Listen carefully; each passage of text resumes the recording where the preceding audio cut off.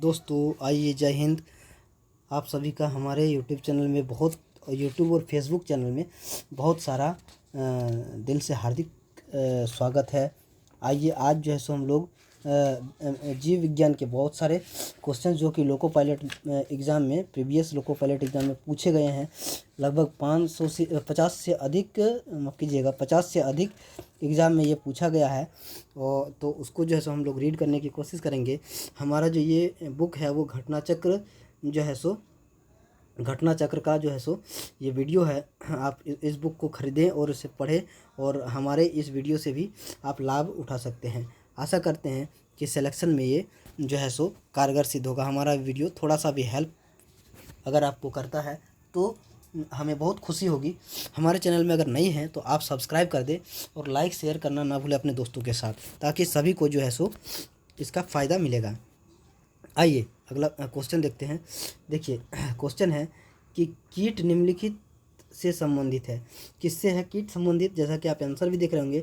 ए number में Porifera है, B number में सिलेंट्रेटा है, सी नंबर में एनिलिडा है या डी नंबर में ऑर्थोपोडा है। तो कीट किस में है? ऑर्थोपोडा में है। देखिए इसका एक्सप्लेनेशन देखेंगे कि क्या होता है। कीट ऑर्थोपोडा संघ से संबंधित होता है। इस संघ के जीवों में शरीर के 3 भाग सिर, वक्ष, उदर होते हैं। कीट में 6 पैर तथा 4 पंख होते हैं। इसके पहले वाले वीडियो में भी हमने इस क्वेश्चन को इंक्लूड किया है, तो उसको भी देखना ना भूलें। आइए अगला क्वेश्चन हम लोग देखते हैं क्या है। अगला क्वेश्चन है कि मांस अंडा मछली का यकृत तेल तथा दूध में निम्न में से किसका स्रोत होता है? मांस अंडा मछली का यकृत तेल तथा दूध निम्न में से किसका स्रोत होता है? क्या विटामिन ए का स्रोत होता है, विटामिन B12 का होता है, विटामिन ए होता है या फिर विटामिन के होता है? तो किसका होता है? तो इसमें आप सभी जानते होंगे विटामिन ए का स्रोत होता है। तो आइए इसका एक्सप्लेनेशन देखते हैं क्या है। ये मुजफ्फरपुर जोन से परीक्षा 2009 में पूछा गया है, LP में। देखिए मांस अंडा मछली का यकृत तेल तथा दूध, इन सभी में विटामिन डी पाया जाता है। क्या पाया जाता है? विटामिन डी पाया जाता है। दोस्तों हमारे चैनल को सब्सक्राइब नहीं किया तो प्लीज़ सब्सक्राइब कर दे, फॉलो करना ना भूले, लाइक शेयर कर दे, ताकि जो है सो हम आप तक जो है सो और जो है सो अच्छे से अच्छे वीडियो बना के आप खुद तक पहुँचाते रहें। आइए अगला क्वेश्चन देखते हैं क्या है। देखिए इलाहाबाद और सिकंदराबाद दोनों में जो है सो इसको रिपीट किया गया है। तो ऐसे क्वेश्चंस को जो है सो नहीं इग्नोर करना चाहिए, बार बार पढ़ते रहना चाहिए। चलिए इसको हम लोग पढ़ते हैं क्या है। मानव शरीर में किस तत्व की कमी से घेंघा रोग होता है? ये बहुत सारे लोग जानते हैं कि आयोडीन की कमी से घेंघा होता है। तो इसका एक्सप्लेनेशन सिर्फ देखते हैं। चलिए क्या है एक्सप्लेनेशन, देखिए आइए क्या बोल रहा है।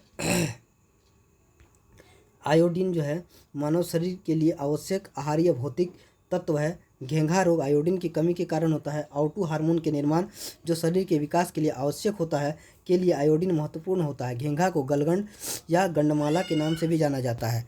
आइए अगला हम लोग क्वेश्चन देखेंगे क्या है। तो कह रहा है कि यकृत शोथ यानी कि हेपेटाइटिस बी जो यकृत को प्रभावित करता है वास्तव में क्या है? तो वास्तव में क्या है? ए नंबर में दिया है विषाणु यानी कि वायरस है, बी नंबर में दिया है जीवाणु यानी कि बैक्टीरिया है, सी नंबर में दिया है प्रोटोजोआ है या डी नंबर में बोल रहा है शैवाल है। माफ़ कीजिएगा, क्या है? तो ये एक वास्तव में क्या है, ये एक विषाणु यानी कि वायरस है। हेपेटाइटिस क्या है? वास्तव में एक क्या है? वायरस है। तो आइए इसको जो है सो हम लोग देखेंगे, इसका एक्सप्लेनेशन क्या है। देखिए ये गोरखपुर से पूछा गया है। यकृत शोथ यानी कि हेपेटाइटिस बी एक विषाणु यानी वायरस जनित रोग है। रोग द्वारा उत्पन्न रोग है, वायरस जनित, ठीक है, रोग है। आइए अगला हम लोग क्वेश्चन देखेंगे क्या है। 17 नंबर वाला क्वेश्चन क्या होगा तो हम लोग देखने की। देखिए क्या है क्वेश्चन है कि रक्त का थक्का जमने में कौन सहायता करता है? क्या विटामिन बी करता है या फिर विटामिन B2 करता है या विटामिन के करता है या विटामिन डी करता है? ये 2008 में इलाहाबाद और सिकंदराबाद दोनों में पूछा गया है। ये रिपीटेड है, इसका आंसर भी देख लीजिए, लेकिन याद कर लीजिए इसको, क्योंकि ये पूछ सकता है आने वाले शिफ्ट में, आने वाले एग्ज़ाम में। तो रक्त का थक्का जमने में कौन करता है? ये बहुत बार पूछा गया है क्वेश्चन है। विटामिन के करता है रक्त का थक्का जमने में मदद, यानी कि सी नंबर आंसर हो जाएगा। आइए इसका एक्सप्लेनेशन भी हम लोग अच्छे तरीके से पढ़ लेते हैं। क्या है? रक्त का थक्का जमने में विटामिन के जो है सो सहायक होता है। विटामिन के में उपस्थित प्रोथ्रोम्बिन प्रोटीन, क्या है प्रोथ्रोम्बिन प्रोटीन, रक्त का थक्का जमने का कारक होता है। आइए इसका अगला हम लोग क्वेश्चन देखेंगे, क्या है हैजा के बारे में। हैजा के बारे में एक हम ट्रिक भी बताएंगे जो आपको ये जो है आपको जो है सो मदद करेगा। क्या हैजा का क्या क्या कारण है, क्या जीवाणु है, बी नंबर में विषाणु है, सी नंबर में फफूंद है, या डी नंबर में सेवाल है। देखिए एएलपी परीक्षा 2008 में पूछा गया है, 2008 में सिकंदराबाद और इलाहाबाद दोनों में पूछा गया है। तो हैजा का क्या हो जाएगा, इसका विषाणु से होता है। और इसका हम एक भोजपुरी में कहावत है कि हैजा बानी, देखिए हैजा बानी माने यहीं पे है, हैजा यहीं पे हम लोग हैं। तो हैजा से हैजा और बा से क्या होता है, बा से होता है वायरस। तो हैजा बानी याद रखिएगा। तो ये आसानी से वायरस है, ऐसे सभी लोग जानते हैं, पर ये ट्रिक अगर अच्छा लगे तो अपना लीजिएगा। ठीक है, अगला हम लोग क्वेश्चन देखते हैं क्या है। देखिए इसका जो है सो इसका हम लोग ये देखते हैं कि एक्सप्लेनेशन, हैजा एक जीवाणु जनित रोग है। तो आइए दोस्तों इसका जो है सो व्याख्या देखते हैं क्या है। हैजा एक जीवाणु जनित रोग है, ठीक है। यह रोग ब्रीवियो कोलेरी नामक जीवाणु यानी बैक्टीरिया से उत्पन्न होता है, जिसका संचारण घरेलू मक्खियों द्वारा होता है। हैजा रोगी के पेट तथा आंत्र को प्रभावित करता है, ठीक है। हैजा जो है सो रोगी के पेट तथा आंत्र को प्रभावित करता है। अगला हम लोग क्वेश्चन देखेंगे क्या है फफूंदी। देखिए फफूंदी के बारे में दिया हुआ है, फफूंदी द्वारा जनित रोग है, क्या है। ए नंबर में है गोल कृमि, बी नंबर में है फीता कृमि, सी नंबर में है दाद, या डी नंबर में है फाइलेरिया। ये 2009 में पूछा गया क्वेश्चन है। तो क्या होगा आंसर, ये बताइए। फफूंदी द्वारा जनित रोग कौन सा है, तो फफूंदी द्वारा जनित रोग है आपका सी नंबर यानी कि दाद। ये इसका आंसर क्या हो जाएगा, सी नंबर यानी कि दाद। आइए इसका एक्सप्लेनेशन देखते हैं कि क्या है। दाद एक फफूंदी जनित रोग है। अगला हम लोग क्वेश्चन देखेंगे कि अगला क्वेश्चन है, देखिए चार ऑप्शन दिया है। ये इलाहाबाद में पूछा गया 2008 में। बोल रहा है कि हड्डियों, देखिए आंसर क्या है, हड्डियों और दांतों का मुख्य संगठक क्या होता है। सभी लोग जानते हैं इसका, क्या ए नंबर में कैल्शियम बाइकार्बोनेट, बी नंबर में कैल्शियम मैग्नीशियम, और सी नंबर में कैल्शियम नाइट्रेट, या डी नंबर में कैल्शियम फॉस्फेट। तो आंसर भी आपका सही था, क्या कैल्शियम फॉस्फेट जो है इसका आंसर हो जाएगा, ठीक है। आइए इसका एक्सप्लेनेशन देखते हैं क्या है। दोस्तों इसका एक्सप्लेनेशन है, कैल्शियम और फॉस्फोरस हड्डियों तथा दांतों का मुख्य संगठक होता है। कैल्शियम फॉस्फेट इन दोनों खनिजों का संयुक्त रूप है जो हड्डियों और दांतों के निर्माण का अहम घटक है, ठीक है। तो इसका आंसर क्या हो जाएगा, डी नंबर हो जाएगा, कैल्शियम और फॉस्फेट। अगला हम लोग क्वेश्चन देखेंगे, आइए क्या है। देखिए निम्नलिखित में से कौन सा रोग जीवाणु के कारण होता है। जीवाणु के कारण कौन सा रोग होता है। ए नंबर में है चेचक, बी नंबर में पेचिस, सी नंबर में इन्फ्लुएंजा, या डी नंबर में हैजा। तो कौन सा होता है जीवाणु के द्वारा। तो इसका आंसर हो जाएगा क्या, इसका आंसर क्या हो जाएगा, तो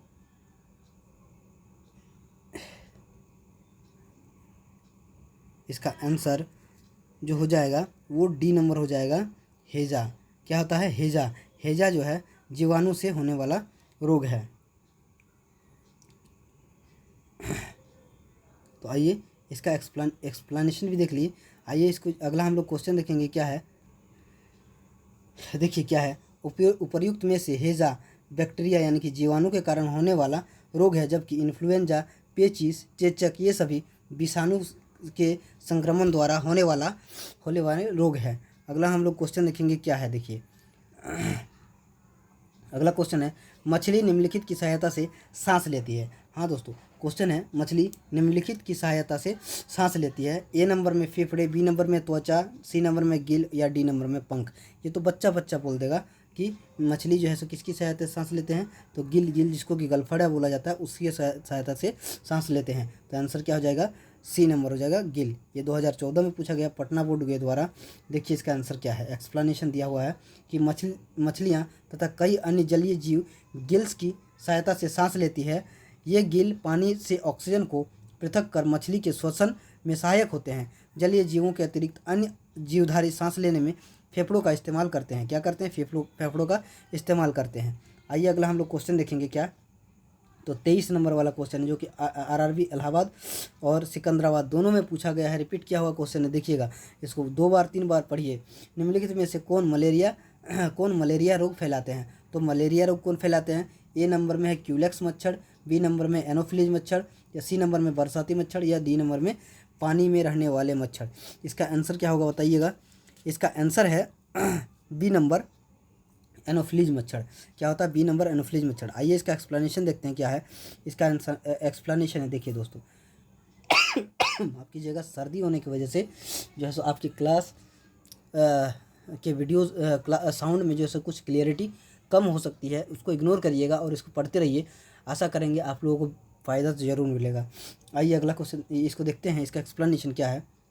तो मलेरिया प्रोटोजोआ जनित रोग है। यह रोग मनुष्यों में मादा एनोफिलीज मच्छर के काटने के द्वारा प्लाज्मोडियम नामक परजीवी का संचरण हो जाने से होता है। सिनकोना पौधे से प्राप्त क्विनीन मलेरिया रोग के निवारण हेतु एक प्रभावी औषधि है। तो ये देखिए घटना चक्र में कितने अच्छे से इसको जो है सो एक्सप्लेन किया है। आप तो आशा करेंगे कि अच्छा से इसको एक्सप्लेन किया हुआ होगा। देखिए अगला क्वेश्चन है जो कि जो है सो पूछा गया है दोनों बोर्ड में, आरआरबी इलाहाबाद और इलाहाबाद में, सिकंदराबाद में 2008 में पूछा है। देखिए क्या क्वेश्चन है। पीलिया रोग शरीर के किस भाग को प्रभावित करता है? तो पीलिया रोग, ये बहुत सारे आंसर बहुत सभी लोग जानते होंगे आप सभी कि पीलिया रोग शरीर के किस भाग को प्रभावित करता है। ए में दिया है छोटी आंत, बी में दिया है यकृत, सी में दिया है अमाशय, या डी में दिया है अग्न्याशय। तो किसको प्रभावित करता है? तो बी नंबर जो है इसका आंसर हो जाएगा। पीलिया रोग किसको प्रभावित करता है? तो आपका यकृत को प्रभावित करता है। किसको? यकृत को प्रभावित करता है। तो बी नंबर इसका आंसर हो जाएगा। आइए इसका एक्सप्लेनेशन देखते हैं कि क्या है इसका एक्सप्लेनेशन। तो देखिए क्या है। पीलिया रोग शरीर के यकृत यानी कि लीवर को प्रभावित करता है। यह रोग रक्त में बिलिरुबिन पित्त वर्णक के बढ़ जाने के फलस्वरूप होता है तथा शरीर की त्वचा, आंखों की सफ़ेदी में पीलापन आ जाता है इससे। तो इसका आंसर भी देख लिए होंगे, बी नंबर होगा। आइए अगला हम लोग क्वेश्चन देखते हैं क्या है कि एक औसत वयस्क मानव के शरीर में हड्डियों की संख्या कितनी होती है? तो हड्डियों की संख्या औसत मनुष्य के शरीर में कितनी होती है? तो ये आंसर आप लोग सभी जानते होंगे, 300, 206 और कुछ भी ऑप्शन में दिया होगा, लेकिन 206 हमारा आंसर हो जाएगा। ठीक है, ये सभी जानते हैं, इसलिए जैसे इसको इग्नोर किया जा सकता है, मतलब इसको तुरंत मार दीजिएगा। तो क्या हो जाएगा कि मानव के एक औसत वयस्क शरीर में हड्डियों की संख्या जो होती है वो देखिए मानव के एक औसत वयस्क शरीर में हड्डियों की संख्या 206 होती है। इन 206 हड्डियों का वर्गीकरण 2 भागों में अक्षीय कंकाल तथा उपतंत्रीय कंकाल में रहता है। आइए अगला हम लोग क्वेश्चन देखेंगे क्या है अगला क्वेश्चन। ये रहा आपके पास, ये देखिए आरआरबी पटना से पूछा गया है कि नवजात शिशु को त्रिक वैक्सीन किससे प्रतिरक्षा प्रदान करने के लिए दिया जाता है? तो ये क्या, कुकुर खांसी, टिटनेस या खसरा? बी में है कुकुर खांसी, टिटनेस या डिप्थीरिया, सी में है टिटनेस, डिप्थीरिया, खसरा और रुबेला, और डी में है टिटनेस, डिप्थीरिया, चेचक, रुबेला। तो किससे जो है सो दिया जाता है? तो ये जो है आपका आंसर हो जाएगा बी, कुकुर खांसी, टिटनेस और डिप्थीरिया। इसी से के लिए हम लोग DPT है ना, DPT को देते हैं। तो ये टीका दिया जाता है छोटे बच्चों को। तो कुकुर खांसी, टिटनेस और डिप्थीरिया के लिए होता है। देखिए डी से डिप्थीरिया होता है, टी से टिटनेस होता है और पी से पर्टूसिस होता है। तो आप समझ जाइएगा डिप्थीरिया। तो इसका आइए एक्सप्लेनेशन देखते हैं। देखिए बी नंबर आंसर है, तो इसका एक्सप्लेनेशन देखेंगे। देखिए क्या है। नवजात शिशुओं को दी जाने वाली त्रिक वैक्सीन कुकुर खांसी यानी कि पर्टूसिस, टिटनेस तथा डिप्थीरिया रोग से प्रतिरक्षा प्रदान करने हेतु दी जाती है। इसे DPT वैक्सीन भी कहा जाता है। अगला क्वेश्चन हम लोग देखेंगे क्या है। देखिए क्या बोल रहा है, हांसेन रोग का संबंध किससे है? क्या मलेरिया से है, या बी TB से है, सी नंबर में है पीलिया से है, या डी नंबर मुर्गी से है? तो हांसेन रोग किससे संबंधित है? तो हांसेन रोग जो है, एक्चुअली हांसेन रोग जो होता है कुष्ठ रोग को जाना जाता है। तो आइए इसका जो है सो ऑप्शन ये सही नहीं है, इसीलिए इसको आरआरबी ने निरस्त कर दिया था इस क्वेश्चन को। तो ये जो है इसका एक्सप्लेनेशन देखते हैं, ये 2006 में पूछा गया था। देखिए देखिए जैसा कि हम जानते हैं कुष्ठ रोग यानी कि लेप्रोसी, ये हांसेन रोग के रूप में जाना जाता है। यह एक संक्रामक बीमारी है जो माइक्रोबैक्टीरियम लेप्री के कारण होता है, कुष्ठ रोग। आइए अगला हम लोग क्वेश्चन देखेंगे। देखिए दोस्तों हमारे चैनल में अगर नए हैं तो प्लीज़ सब्सक्राइब कर दे, फॉलो कर दे। अगर फेसबुक में है लाइक शेयर करना ना भूले अपने दोस्तों के साथ, ताकि हमारा मनोबल बढ़ा रहेगा और आप तक और अच्छे से अच्छे सारे वीडियोज़ सारे बुक के हम आप तक पहुंचाने में सक्षम हो पाएंगे। देखिए डीएनए प्रिंट निम्नलिखित में से किस एक प्रविधि का उपयोग कर किया जाता है? क्या एलिसा के लिए, रिया के लिए, नादर्न ब्लास्टिंग के लिए या सदर्न ब्लास्टिंग के लिए? तो किसके लिए किया जाता है? ये कलकत्ता परीक्षा 2008 में पूछा गया एएलपी में। तो इसका आंसर देखिएगा क्या है। तो इसका आंसर है जो है क्या है, क्वेश्चन देख लीजिएगा। इसका आंसर है डी, क्या है, सदर्न ब्लॉटिंग के लिए। तो आइए इसका एक्सप्लेनेशन देखते हैं क्या है। इसका एक्सप्लेनेशन है कि डीएनए फिंगरप्रिंटिंग में सदर्न ब्लॉटिंग यानी कि साउदर्न ब्लॉटिंग की प्रविधि टेक्निक का प्रयोग किया जाता है। डीएनए फिंगरप्रिंट जो है कि इस तकनीक का विकास सर्वप्रथम जो है एल्क जेफरेस ने किया था। यह तकनीक व्यक्ति की कोशिकाओं में आनुवांशिक सूचनाओं जिसे डीऑक्सीराइबो न्यूक्लिक एसिड डीएनए की पहचान करने तथा मूल्यांकन करने में प्रयुक्त होती है। आइए अगला हम लोग क्वेश्चन देखेंगे कि क्या है। देखिए अगला क्वेश्चन है कि नेत्र लेंस की दूरी को एडजस्ट करने के लिए निम्नलिखित में से कौन नेत्र की सहायता करता है? कौन नेत्र की सहायता करता है? जैसा कि आप आंसर में देख रहे हैं सी सिलियापेंड करता है। तो ये 2006 परीक्षा में पूछा गया है। इसका एक्सप्लेनेशन देखते हैं क्या है। तो क्या है कि नेत्र लेंस रेशेदार जेली जैसे पदार्थ का बना होता है जिसकी वक्रता सिलियरी मांसपेशियों के द्वारा परिवर्तनीय होती है। नेत्र लेंस की वक्रता में परिवर्तन के द्वारा ही नेत्र लेंस अपनी फोकल दूरी एडजस्ट कर पाते हैं और दूर तथा पास की वस्तुओं को स्पष्ट देख सकते हैं। आइए अगला हम लोग क्वेश्चन देखेंगे क्या है। देखिए बहुत अच्छा क्वेश्चन आया, कलकत्ता से पूछा गया था, आरआरबी कलकत्ता ने पूछा। देखिए क्या है, ग्लूकोमा व ट्रेकोमा बीमारी है। ये दोबारा रिपीटेड क्वेश्चन है, 2005 में पूछा गया था। तो ये सभी जानते हैं ग्लूकोमा और ट्रेकोमा किसकी बीमारी है? तो ये आँख की बीमारी है। तो इसका जो है सो आइए एक्सप्लेनेशन देखते हैं क्या है। आइए इसका एक्सप्लेनेशन देखते हैं। देखिए आँख की बीमारी है तो ग्लूकोमा व ट्रेकोमा आँख की बीमारी होती है। ग्लूकोमा मानव के प्रकाशिक तंत्र को प्रभावित कर आँखों की रोशनी नष्ट कर देता है। ट्रेकोमा को रोहा कहा जाता है। आइए अगला हम लोग क्वेश्चन देखते हैं क्या है। अगला क्वेश्चन है कि पशुओं में मिल्क फीवर बीमारी किसकी कमी के कारण होती है? तो मिल्क फीवर किसकी कमी के कारण होती है? तो इसका आंसर है ए नंबर में क्या, कैल्शियम के कारण, बी नंबर में लोहा के कारण, डी नंबर में विटामिन, सी नंबर में विटामिन डी के कारण, या फिर डी नंबर में नत्रजन के कारण। तो इसका आंसर क्या हो जाएगा?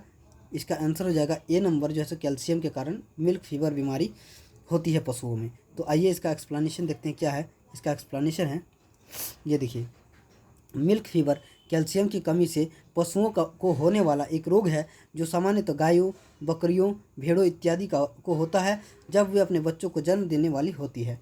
तो आइए अगला हम लोग क्वेश्चन देखते हैं क्या है। देखिए दोस्तों, गुर्दों की संरचनात्मक, क्या कह रहा है कि गुर्दों की संरचनात्मक एवं कार्यात्मक यूनिट होती है। तो ये बहुत अच्छा क्वेश्चन है, ये बार बार रिपीटेड क्वेश्चन भी है। तो इसका क्या है, ए नंबर में न्यूरॉन है, या बी नंबर में नेफ्रॉन है, सी नंबर में मेडुला है, डी नंबर में निम्न से कोई नहीं है। तो गुर्दों की क्या है, संरचनात्मक एवं कार्यात्मक यूनिट क्या होती है? तो ये नेफ्रॉन होता है। क्या होता है? नेफ्रॉन होता है। तो इसका आंसर क्या हो जाएगा? बी हो जाएगा, नेफ्रॉन। न्यूरॉन क्या होता है? तंत्रिका तंत्र का होता है, ठीक है। मेडुला ऑब्लंगेटा ये जो है सो मस्तिष्क में पाया जाता है। तो नेफ्रॉन जो है ये गुर्दों की संरचनात्मक एवं कार्यात्मक यूनिट है। ये एएलपी परीक्षा 2006 में पूछा गया है। दोस्तों हमारे चैनल में नए हैं प्लीज़ सब्सक्राइब कर दे, लाइक शेयर करना ना भूलें, ताकि हम आप तक अच्छे से अच्छे वीडियो जो है अच्छे कंटेंट में दे पाएँ। मानव शरीर का गुर्दा यानी कि वृक्क लगभग 10 लाख कुंडलित नलिकाओं से बना होता है जिन्हें नेफ्रॉन कहा जाता है। यह एक नेफ्रॉन, एक लंबी कुंडलित नलिका, एक मेलपीगियन कनिका होती है। नेफ्रॉन को गुर्दे यानी किडनी की संरचनात्मक तथा कार्यात्मक इकाई कहा जाता है। ये निस्यंद, पुनः अवशोषण तथा श्रावण का कार्य करती है। आइए दोस्तों अगला क्वेश्चन क्या है देखते हैं। अगला क्वेश्चन है, कह रहा है कि मानव शरीर में कहाँ पाचन एवं श्वसन मार्ग एक दूसरे को अतिक्रमित करते हैं? क्या ग्रसनी में, या भी भोजन नलिका में, या फिर श्वसनी में, या डी स्वर यंत्र में?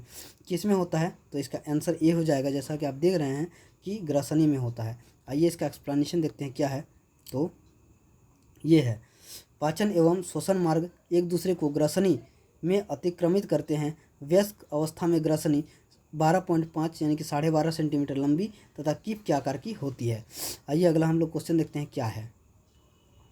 ये बहुत अच्छा क्वेश्चन है, ये पूछा हुआ रिपीटेड क्वेश्चन भी हो सकता है।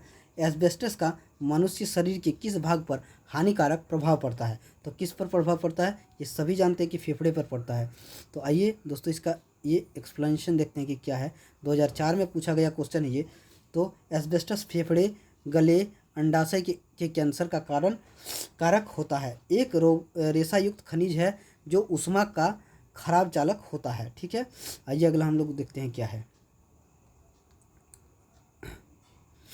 ये आंसर भी देख लिए होंगे, कोई बात नहीं है। निम्नलिखित में से कौन सा स्तनधारी अंडे देता है? ये कंगारू देते हैं, या फिर ऊद यानी कि ऑटर होता है, सी बतख चोंच प्लेटिपस, या फिर डी में ओपोसम है। 2007 में पूछा गया क्वेश्चन है, इसका आंसर दीजिएगा। इसका आंसर क्या है? तो इसका आंसर है सी नंबर, यानी कि बतख चोंच, यानी कि क्या है, बतख चोंच प्लेटिपस। ठीक है, आइए इसका जो है सो दोस्तों इसका आंसर सी है, क्या है, बतख चोंच प्लेटिपस। तो आइए इसका एक्सप्लेनेशन देखते हैं कि क्या है इसका एक्सप्लेनेशन। देखें, प्लेटिपस बतख की चोंच वाला एक अर्धजलीय जीव होता है। यह एकमात्र ऐसा जीव है जो स्तनधारी होते हुए भी अपने बच्चे को जन्म नहीं देता, अपितु अंडे देता है। ऑस्ट्रेलियाई महाद्वीप क्षेत्र में यह प्रायः मिलते हैं। ये इसी कारण इसको पूछा गया है कि ये एक विशेष जो है स्तनधारी जो है सो है जो बच्चे को जन्म नहीं देती है अपितु अंडे देता है, इसीलिए ये इसको पूछा गया है। तो आशा करते हैं इसका अगला क्वेश्चन देखिएगा क्या है। देखिए ये दोनों बार पूछा गया, देखिए 2 बार पूछा गया है कि ये निम्नलिखित में से कौन सी दवा टाइफाइड में प्रयुक्त होती है? निम्नलिखित में से कौन सी दवा टाइफाइड में प्रयुक्त होती है? तो क्या है, ए नंबर में है सल्फर ड्रग, बी नंबर में है विटामिन ए, सी नंबर में है क्लोरोक्विन, या डी नंबर में है माइसेटिन। तो ये देखिए 2009 में एलपी परीक्षा में पूछा गया, मुजफ्फरपुर में और सिलीगुड़ी में 2014 में पूछा गया है। तो इसका आंसर क्या हो जाएगा? इसका आंसर हो जाएगा डी नंबर, क्लोरोमाइसेटिन। क्या हो जाएगा? क्लोरोमाइसेटिन। आइए इसका एक्सप्लेनेशन देखते हैं क्या है। तो टाइफाइड रोग जो साल्मोनेला टाइफी जीवाणु द्वारा होता है के उपचार हेतु क्लोरोमाइसेटिन दवा दी जाती है। क्लोरोमाइसेटिन एक एंटीबायोटिक होती है। ठीक है, आइए अगला हम लोग क्वेश्चन देखेंगे क्या है। क्वेश्चन है, भोजन में शर्करा की जांच किसे डालकर की जाती है? शर्करा की जांच किसे डालकर की जाती है? आयोडीन, ए नंबर में आयोडीन है, या बी नंबर में HCl डालकर, सी नंबर में बेनेडिक्ट घोल डालकर, या डी नंबर में ईथर डालकर? तो किसे डालकर की जाती है? तो इसका आंसर हो जाएगा आपका सी नंबर, यानी कि बेनेडिक्ट घोल डालकर। देखिए आइए इसका क्वेश्चन जो है सो एक्सप्लेन करेंगे कि क्या होता है। देखिए, तो देखिए दोस्तों, भोजन में शर्करा की उपस्थिति या अनुपस्थिति बेनेडिक्ट घोल डालकर की जाती है। इसके अतिरिक्त फ्लेहेलिंग, देखिए पढ़ने में दिक्कत हो रहा है, फेहेलिंग टेस्ट बोला जाता है इसको, के माध्यम से भी की जा सकती है। आइए अगला हम लोग क्वेश्चन देखेंगे क्या है। तो अगला है, निम्नलिखित में से, देखिए सिकंदराबाद और इलाहाबाद दोनों में पूछा गया 2008 में माफ़ कीजिएगा। निम्नलिखित में से किसकी मात्रा बढ़ जाने से हृदय रोग होने का खतरा होता है? किसकी जो है सो मात्रा बढ़ जाने से? ए नंबर में ग्लूकोज की, बी नंबर में है कोलेस्ट्रॉल की, सी नंबर में हिपेरिन की, या डी नंबर में है हीमोग्लोबिन की? तो हृदय रोग का खतरा बढ़ जाता है। इसका आंसर तो आप बहुत लोग जानते होंगे, कोलेस्ट्रॉल होगा, यानी बी नंबर हो जाएगा। देखिए 38 का बी नंबर कोलेस्ट्रॉल है। आइए इसका एक्सप्लेनेशन देखते हैं क्या है। तो प्रायः हृदय रोग धमनियों के संकुचन तथा अधिक मोटा होने के कारण होता है। शरीर में कोलेस्ट्रॉल की मात्रा अधिक बढ़ने से ये धमनियों को जाम कर रक्त प्रवाह को प्रभावित करता है तथा हृदय रोग उत्पन्न करता है। आइए अगला हम लोग क्वेश्चन देखेंगे क्या है। निम्नलिखित में से कौन सा कार्य गुर्दे का नहीं है? कौन सा कार्य गुर्दे का नहीं है? रक्तचाप का नियमन, प्रतिजैविकी यानी कि एंटीबायोटिक्स का स्राव, मूत्र को बाहर निकालना या शरीर के तरलों की अम्लता का नियमन। क्या होता है? कौन सा कार्य गुर्दे का नहीं है? तो गुर्दे का कार्य नहीं है, ये आपका बी नंबर है। क्या है? आपका बी नंबर यानी कि प्रतिजैविकी यानी कि एंटीबायोटिक्स का स्राव, ये गुर्दे का कार्य नहीं है। आइए इसका एक्सप्लेनेशन देखते हैं। ये 2014 एलपी में पूछा गया है क्वेश्चन। देखिए, गुर्दा अर्थात वृक्क यानी कि किडनी हमारे शरीर का एक मुख्य अंग है। गुर्दे का मुख्य कार्य मूत्र के द्वारा अपशिष्ट व हानिकारक पदार्थों को शरीर से बाहर निकालना होता है। इसके अतिरिक्त ये रक्त में तरलों की अम्लता का संतुलन बनाए रखने, रक्तचाप का नियमन, रक्त का हाइड्रोजन आयतन सांद्रण इत्यादि की कार्य भी करता है, किंतु प्रतिजैविकी एंटीबायोटिक्स का स्राव करना गुर्दे का कार्य नहीं है। आइए अगला क्वेश्चन देखते हैं क्या है।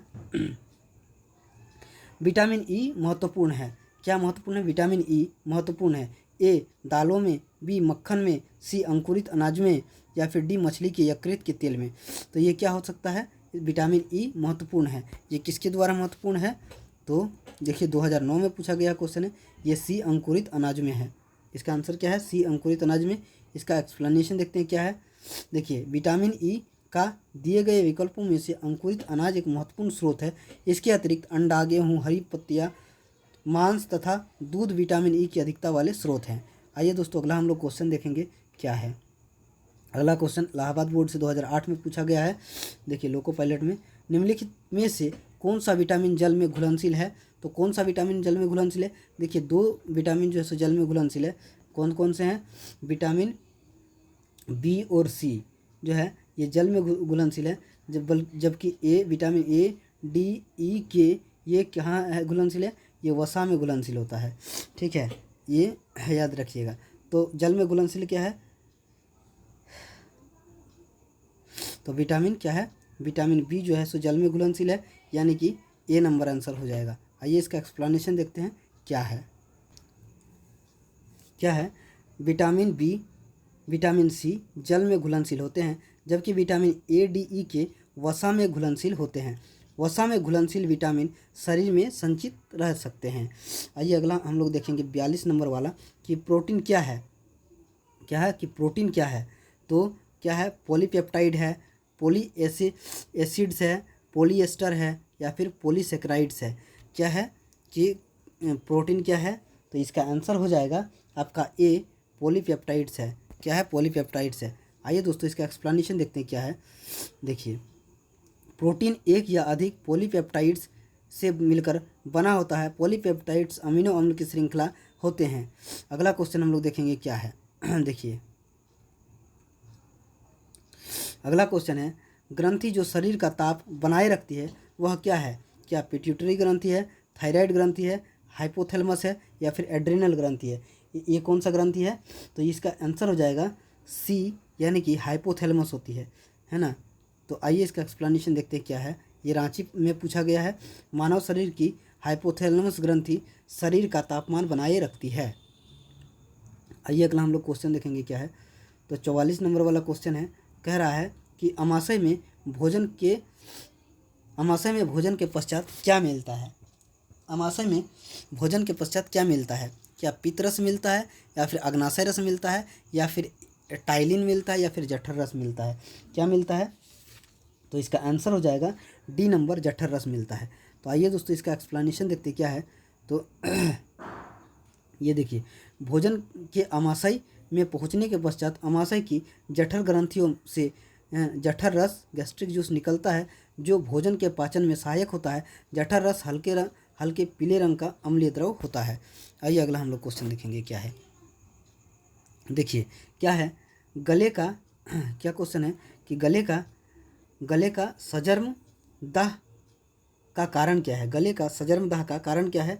क्या जीवाणु है, विषाणु है, फंजाई है या फिर प्रोटोजोआ है। ये क्या है, ये 2006 में पूछा गया क्वेश्चन है गोरखपुर बोर्ड से। तो इसका आंसर क्या हो जाएगा, तो इसका आंसर हो जाएगा विषाणु है। क्या है, विषाणु है। आइए इसका एक्सप्लेनेशन देखते हैं क्या है। देखिए, गले का सजर्मदाह यानी कि एक तीव्र दर्द व सूजन वाला रोग होता है जो विषाणु के संक्रमण यानी वायरल इन्फेक्शन द्वारा फैलता है। आइए दोस्तों अगला हम लोग देखेंगे क्या क्वेश्चन है। क्वेश्चन है कि स्वादिष्ट भोजन को देखते ही मुंह में पानी आ जाता है, यह है एक हार्मोनी अनुक्रिया, उदासीन अनुक्रिया या फिर क्या है। देखिए अगला हम लोग देख इसका क्या है, उदासीन अनुक्रिया या फिर ऑप्शन है प्रकाशिक अनुक्रिया या फिर घ्राण अनुक्रिया। प्रकाशिक अनुक्रिया या फिर घ्राण अनुक्रिया।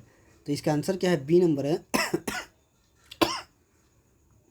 माफ़ कीजिएगा, तबीयत खराब होने के चलते आवाज़ में भी प्रॉब्लम हो सकती है और थोड़ा सा जैसे कोऑपरेट करिएगा ताकि हम इसको कंप्लीट कर पाएँ। स्वादिष्ट भोजन को देखते हुए ही देखते ही मुंह में पानी आ जाता है, यह क्या है, एक तो यह है एक क्या, तो उदासीन अनुक्रिया है। क्या है, उदासीन अनुक्रिया। इसका एक्सप्लेनेशन देखते हैं क्या है। देखिए, किसी स्वादिष्ट भोजन को देखते ही मुंह में पानी आ जाना एक उदासीन अनुक्रिया न्यूट्रल रिस्पॉन्स है। भोजन को देखते ही लार ग्रंथियाँ सक्रिय हो जाती है जो पेट में हाइड्रोक्लोरिक अम्ल HCl और तथा तंत्रिका प्रक्रिया का परिणाम होता है। आइए इसका अगला हम लोग देखेंगे क्या है। अगला क्वेश्चन है, निम्नलिखित में से कौन सी बीमारी विषाणु जनित है। ए टाइफाइड, बी टीबी, सी हैजा या फिर डी हेपेटाइटिस। ये कौन सी है, तो इसका आंसर हो जाएगा डी नंबर हेपेटाइटिस। ये क्या है, विषाणु जनित है। आइए इसका एक्सप्लेनेशन देखते हैं क्या है। क्या है, उपर्युक्त में से हेपेटाइटिस रोग एक वायरल रोग विषाणु जनित है। यह यकृत की सूजन से प्रारंभ होकर यकृत कैंसर तक परिवर्तित हो जाता है। हेपेटाइटिस मुख्यतः 5 प्रकार अर्थात A, B, C, D तथा E का होता है। इनमें से भी हेपेटाइटिस बी तथा हेपेटाइटिस सी से पीड़ितों की संख्या सर्वाधिक है। वायरस का संचरण इस रोग में खून के माध्यम से होता है। आइए अगला क्वेश्चन देखेंगे क्या है। देखिए, ये क्वेश्चन दोबारा रिपीटेड क्वेश्चन है, बार बार पढ़िए, इसको याद करिए। कृत्रिम डायलिसिस का प्रयोग होता है क्या, यकृत के प्रतिस्थापन में, आंत के प्रतिस्थापन में, वृक्क के प्रतिस्थापन में या पित्ताशय के प्रतिस्थापन में। देखिए, आरआरबी अहमदाबाद में पूछा गया है, मुजफ्फरपुर में पूछा गया है, 2004 ALP में पूछा गया है और 2009 ALP में पूछा गया है क्वेश्चन। तो ये अच्छा क्वेश्चन है और ये जो है सो इसका आंसर क्या हो जाएगा, तो इसका आंसर हो जाता है वृक्क के प्रतिस्थापन में, यानी कि सी आंसर हो जाएगा। ठीक है, आइए इसका एक्सप्लेनेशन देखते हैं क्या है। इसका एक्सप्लेनेशन देखते हैं। ये देखिए, रक्त से अपशिष्ट पदार्थों का पृथक्करण कर नष्ट वृक्क या गुर्दे द्वारा किया जाता है। ठीक है, जब वृक्क उचित रूप से ये कार्य करने में अक्षम हो जाता है तो कृत्रिम प्रक्रिया जिसे डायलिसिस कहा जाता है, रक्त से अपशिष्ट पदार्थ को नष्ट कर दूर किया जाता है। आइए अगला हम लोग क्वेश्चन देखेंगे कि क्या है। देखिए, अगला क्वेश्चन कोलकाता बोर्ड से पूछा गया है। क्या है, देखिए, निम्नलिखित में से मानव शरीर के किस तंत्र से हार्मोन जो से नियंत्रित होते हैं। ए नंबर है अंतःस्रावी तंत्र, बी नंबर है परिसंचारी तंत्र, सी नंबर है प्रतिरक्षक तंत्र या डी नंबर है प्रजनन तंत्र या ई नंबर है पाचन तंत्र। तो मानव शरीर के किस तंत्र से हार्मोन नियंत्रित होते हैं, तो इसका आंसर क्या हो जाएगा, इसका आंसर हो जाएगा ए, क्या है, अंतःस्रावी तंत्र। क्या है, अंतःस्रावी तंत्र। ये 2005 में पूछा गया है। आइए इसको देखते हैं क्या है। देखिए, मानव शरीर में हार्मोन का नियंत्रण अंतःस्रावी तंत्र द्वारा किया जाता है। अंतःस्रावी ग्रंथियां नलिका विहीन होती है जो रक्त में हार्मोन को संचारित करती है। अंतःस्रावी तंत्र की कार्य प्रणाली का अध्ययन एंडोक्राइनोलॉजी कहा जाता है। आइए अगला हम लोग क्वेश्चन देखते हैं क्या है। आइए दोस्तों, क्या है, RH फैक्टर सामान्यतः निम्न से संबंध माना गया है। RH फैक्टर किससे संबंध माना गया है, तो ए नंबर रक्ताधान से संबंध है। ठीक है, देखिए इसका एक्सप्लेनेशन देखते हैं। 2006 में पूछा गया है ये इस क्वेश्चन को। तो इसका देखिए एक्सप्लेनेशन क्या है। रक्ताधान एक प्रक्रिया है जिसके द्वारा रक्त को एक व्यक्ति से दूसरे व्यक्ति पर संचरण तंत्र में स्थानांतरित किया जाता है। RH तत्व एक प्रकार का एंटीजन होता है जिनमें यह पाया जाता है उस रक्त को RH प्लस तथा जिनमें नहीं पाया जाता है RH माइनस कहा जाता है। केवल एक समान RH फैक्टर वाले रक्त ही आपस में लेन देन योग्य होते हैं। आइए अगला इस क्वेश्चन देखते हैं क्या है। कोई बात नहीं है, आंसर देखने से कुछ नहीं होता है, आप लोगों को सब पता है, सारे क्वेश्चंस आप लोगों को आता है, बस हम लोग रिवीजन के लिए इसको बुक को जो सब पढ़ रहे हैं, और अगर नहीं आता है तो बार बार पढ़ के इसको याद कर लीजिए। आशा करते हैं कि इससे आपको ज़रूर कुछ ना कुछ फ़ायदा मिलेगा एग्ज़ाम में। देखिए, ऊर्जा का मुख्य स्रोत क्या है? क्या विटामिन है, खनिज तत्व है, कार्बोहाइड्रेट है, या फिर डी जल है? ये तो सारे लोग जानते होंगे कि सी नंबर है, कार्बोहाइड्रेट ऊर्जा का मुख्य स्रोत होता है। ये ALP 2008 में पूछा गया क्वेश्चन है। आइए इसका एक्सप्लेनेशन देखते हैं क्या है। मानव शरीर को ऊर्जा प्रदान करने में प्रदान करने में कार्बोहाइड्रेट का मुख्य स्थान है। कार्बोहाइड्रेट वसा प्रोटीन से भी ज़्यादा ऊर्जा प्रदान करता है। लगभग 60 से 80% ऊर्जा मानव शरीर में कार्बोहाइड्रेट से प्राप्त किया जाता है। ठीक है, अगला क्वेश्चन देखते हैं क्या है। अगला क्वेश्चन है, अंगुली के नाखून में पाया जाने वाला प्रोटीन क्या है? A नंबर विरेटिन है, B नंबर में कैरोटीन है, C नंबर में केराटिन है, या D नंबर में निकोट्राइन है? ये ALP 2006 में पूछा गया है। इसका आंसर बताइएगा। तो इसका आंसर है, कौन सा है? इसका आंसर है C। क्या है? केराटिन है, केराटिन है। तो केराटिन आंसर है, मतलब C नंबर इसका आंसर है। ये C हो गया आंसर। आइए इसका एक्सप्लेनेशन देखते हैं क्या है। केराटिन एक प्रोटीन होता है जो शरीर के बाल, नाखून, ऊन इत्यादि में पाया जाता है। आइए अगला हम लोग क्वेश्चन देखेंगे। 53 नंबर वाला क्वेश्चन ये रहा आपके पास। विडाल टेस्ट का उपयोग किस संभावना की जांच के लिए किया जाता है? तो विडाल टेस्ट किसके लिए किया जाता है? A नंबर में मलेरिया के लिए, B नंबर में टाइफाइड के लिए, C नंबर हैजा, या D नंबर पित्त ज्वर के लिए? तो इसका क्या होता है? तो इसका जो है टाइफाइड के लिए किया जाता है विडाल टेस्ट। टाइफाइड यानी B नंबर हो जाएगा आंसर आपका। देखिए इसका एक्सप्लेनेशन क्या है। टाइफाइड ज्वर एक जीवाणु जनित रोग है। इसकी पुष्टि विडाल परीक्षण से होती है। आइए दोस्तों अगला हम लोग क्वेश्चन क्या देखेंगे, 54 नंबर का क्वेश्चन देखेंगे। पेनिसिलिन की खोज किसने की थी? ये बहुत सारे लोग जानते हैं इसका आंसर कि अलेक्जेंडर फ्लेमिंग ने पेनिसिलिन की खोज किया था। ग्राहम बेल ने क्या किया था? ये आप सभी जानते हैं। एडवर्ड जेनर, ये सब के बारे में जानते हैं। तो पेनिसिलिन के बारे में क्या है? अलेक्जेंडर फ्लेमिंग ने किया था। आइए इसका एक्सप्लेनेशन देखते हैं क्या है। तो इसका देखिए क्या है। पेनिसिलिन की खोज अलेक्जेंडर फ्लेमिंग ने की थी। यह एक एंटीबायोटिक है। द्वितीय विश्व युद्ध में घायलों के उपचार इसका बहुतायत से प्रयोग हुआ। वर्ष 1945 में फ्लेमिंग को चैन तथा फ्लोरी, 2 अन्य वैज्ञानिक, इनकी खोज के लिए नोबेल पुरस्कार दिया गया। ठीक है, नोबेल पुरस्कार दिया गया, प्राप्त हुआ। आइए अगला क्वेश्चन हम लोग देखेंगे, क्वेश्चन नंबर 55। देखिए क्वेश्चन नंबर 55 है, रक्त उदाहरण क्या? एपिथेलियम ऊतक का, संयोजी ऊतक का, पेशीय ऊतक का, या फिर तंत्रिका ऊतक का? तो रक्त क्या है? ये एक संयोजी ऊतक है, यानी कि B नंबर इसका आंसर हो जाएगा। आइए इसका एक्सप्लेनेशन देखते हैं। ये 2009 में गोरखपुर द्वारा पूछा गया है क्वेश्चन। देखिए, संयोजी ऊतक कनेक्टिव टिश्यू जिसको बोलते हैं इंग्लिश में, शरीर के सभी अन्य ऊतकों तथा अंगों को आपस में जोड़ने का कार्य करता है। रक्त एक तरल संयोजी ऊतक का उदाहरण है। इनमें ऊतक कोशिकाएं, कनिकाएं, इनकी कार्पस्कल कहलाती है। आइए अगला हम लोग क्वेश्चन देखेंगे क्या है। 56 नंबर क्वेश्चन है। देखिए और कहाँ से पूछा गया है? 2005 कोलकाता से पूछा गया। आंसर आप देख लिए होंगे, कोई बात नहीं है। खून का वह महत्वपूर्ण घटक जो स्कंदन में सहायता करता है क्या है? प्लेटलेट्स है, प्लाज्मा है, हीमोग्लोबिन है, सीरम है, या RH फैक्टर है?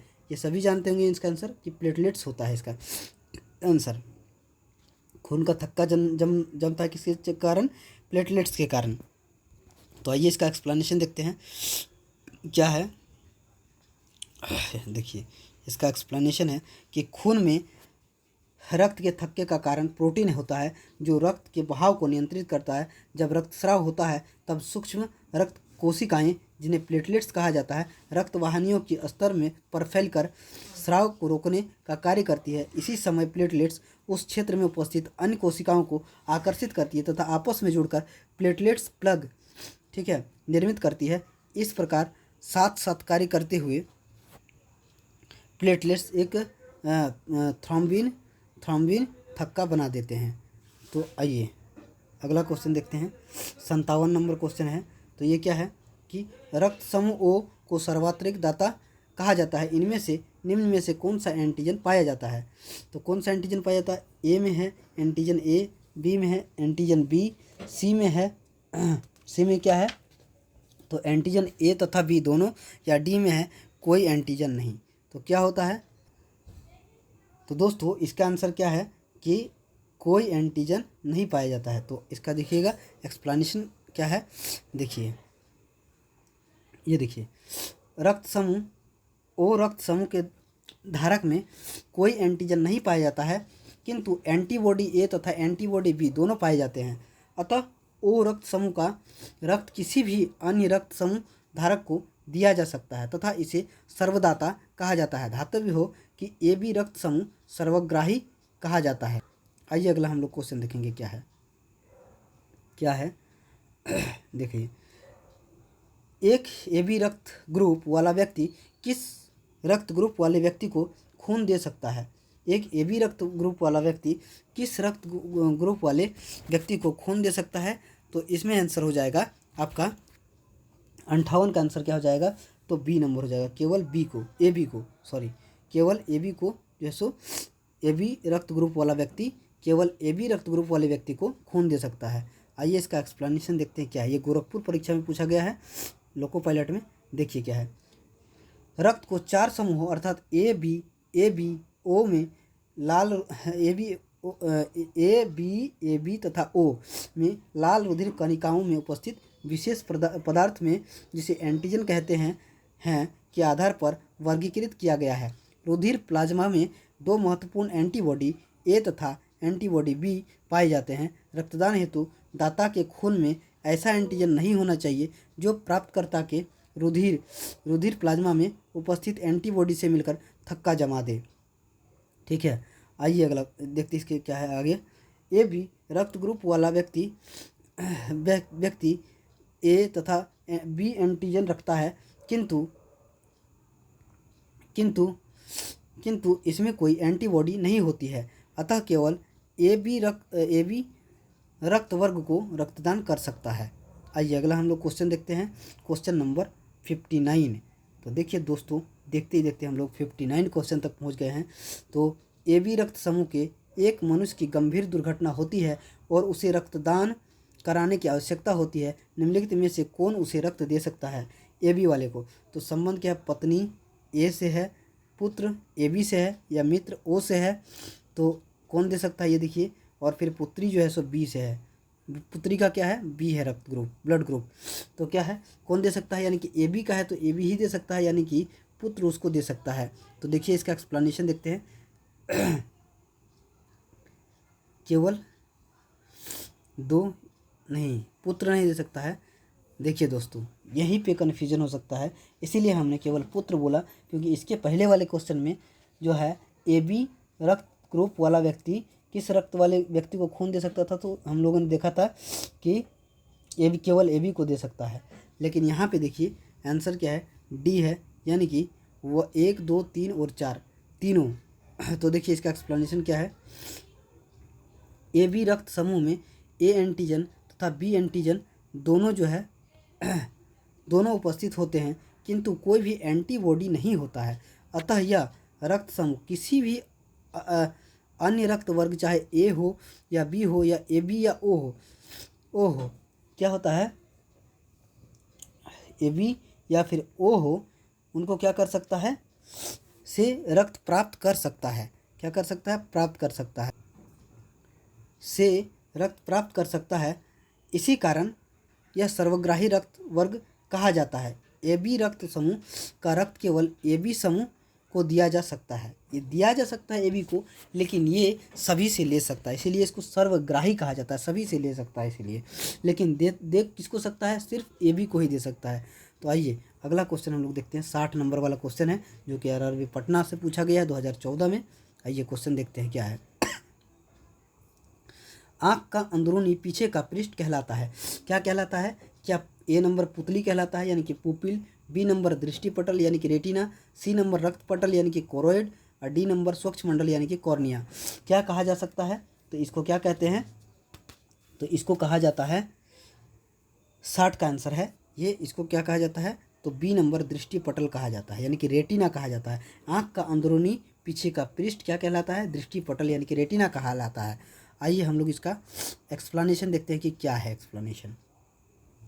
देखिए दोस्तों, मानव नेत्र में सबसे पीछे अंदरूनी पीछे का पृष्ठ दृष्टि पटल यानी कि रेटिना कहलाता है। रेटिना उत्तकों की एक पतली झिल्ली होती है। रेटिना पर ही देखी जाने वाली वस्तु का चित्र अंकित होता है। आइए अगला हम लोग क्वेश्चन देखेंगे क्या है। 61 नंबर वाला क्वेश्चन है, गोरखपुर से 2006 में पूछा गया है। निम्नलिखित एंजाइमों में से कौन सा सामान्यतः वयस्क मनुष्यों में विद्यमान नहीं रहता है? तो कौन सा वयस्क मनुष्यों में विद्यमान नहीं रहता है? तो ए नंबर में है रेनिन, बी नंबर में पेप्सिन, सी नंबर में है ट्राइप्सिन, या डी नंबर में है एमाइलोप्सिन। तो क्या हो सकता है इसका आंसर? इसका आंसर बताइएगा। इसका आंसर हो जाता है ए नंबर रेनिन होता है। आइए इसका एक्सप्लेनेशन देखते हैं। देखिए क्या है। रेनिन प्रोटीन पाचक एक एंजाइम होता है। यह जठर रस में मौजूद होता है। वयस्क मनुष्यों के शरीर में सामान्यतः रेनिन एंजाइम उपस्थित नहीं होता है। ठीक है, तो आइए अगला हम लोग क्वेश्चन देखते हैं क्या है। 62 नंबर क्वेश्चन, जो कि RRB किस में पूछा गया है? पटना में पूछा गया 2007 में। तो देखिए, एक डॉक्टर एक रोगी को बहुलता में नींबू वंश के फल, अमरूद, टमाटर एवं आंवला 2 महीने की अवधि के लिए नियमित तौर पर लेने की सलाह देता है। आपके विचार में रोगी किस बीमारी से पीड़ित है? क्या ए नंबर में है हड्डियों में दुर्बलता व दर्द, मेरुदंड का झुकना, बी नंबर में है मसूड़ों का स्पंजीय होना, सूजन और आसानी से रक्त निकलना, या सी नंबर में है धुंधली दृष्टि, नेत्र व जीवा में सूखापन व जलन, डी नंबर में है अत्यंत दुर्बलता, पैरों में सूजन व दर्द, भूख की कमी, सिर दर्द। तो इसका आंसर क्या हो जाएगा? इसका आंसर हो जाएगा बी, मसूड़ों का स्पंजीय होना, सूजन और आसानी से रक्त निकलना। आइए इसका एक्सप्लेनेशन देखते हैं क्या है। देखिए, जैसे कि आंसर बी है, क्या है? मसूड़ों के रोग जैसे मसूड़ों का स्पंजीय होना, उसमें सूजन होना, आसानी से उसमें खून आ जाना, विटामिन सी की कमी के कारण होता है। इसी कारण डॉक्टर नींबू वंश के फल जैसे नींबू, अमरूद, टमाटर, आंवला इत्यादि खाने की सलाह देता है। तो देख लिया आपने कैसा होता है। आइए दोस्तों अगला हम लोग क्वेश्चन देखते हैं क्या है। अगला क्वेश्चन है दोस्तों, आज हमने जो है जीव विज्ञान जो कि जूलॉजी का पार्ट है, उसके सारे क्वेश्चंस जो कि आज तक 50 से ज़्यादा एग्ज़ाम में पूछा गया है RRB द्वारा ALP के लिए, तो उसमें उसके सारे क्वेश्चंस को हम लोगों ने पढ़ लिया है। तो आशा करते हैं कि आप लोगों को ये सेशन अच्छा लगा होगा। अगर अच्छा लगा होगा तो हमें सब्सक्राइब कर दे। हमारे चैनल को सब्सक्राइब अगर करिएगा तो हमारा मनोबल बढ़ेगा और आप तक और से अच्छा वीडियो जो है पहुंचाएंगे। सब्सक्राइब कर दे, लाइक करना ना भूले और दोस्तों के साथ शेयर करें, ताकि हम आप तक और अच्छे से अच्छे कंटेंट जो है सो दे पाएँ। आज हम लोगों ने 62 क्वेश्चन को धुआं किया है। आने वाले समय में और सारे क्वेश्चंस को, जैसे कि वनस्पति विज्ञान, बॉटनी के क्वेश्चन, और इसके बाद जो है सो ट्रेड थ्योरी भी आपके आने वाली है। तो ट्रेड थ्योरी देखना ना भूले, क्वेश्चन को पढ़ना ना भूले, क्योंकि ALP में ट्रेड थ्योरी का बहुत बड़ा रोल होता है। तो सारे ट्रेड थ्योरी के क्वेश्चंस को हम लोग डील करेंगे, सारे बुक्स के क्वेश्चन को डील करेंगे। क्यों नहीं होगा हमारा सिलेक्शन? बिल्कुल होगा आपका सिलेक्शन। आइए हम लोग जो है सो इसको समाप्त करते हैं। जय हिंद, जय भारत। Thank you.